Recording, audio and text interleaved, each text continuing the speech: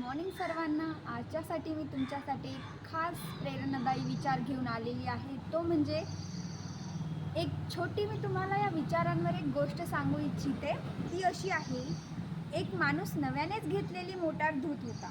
शेजाऱ्यानं त्याला विचारलं, मोटार कधी घेतली? तो म्हणाला, माझ्या भावाने दिली. शेजारी म्हणाला, अशी मोटार माझ्याकडे असती तर? तो माणूस म्हणाला, माझ्यासारखा भाऊ असता तर बरं झालं असतं. असं म्हण. शेजाऱ्याची बायको हा संवाद ऐकत होती. ती मध्येच म्हणाली, मी स्वतःच असा भाऊ असते तर किती बरं झालं असतं. किती उत्तम विचार, नाही का?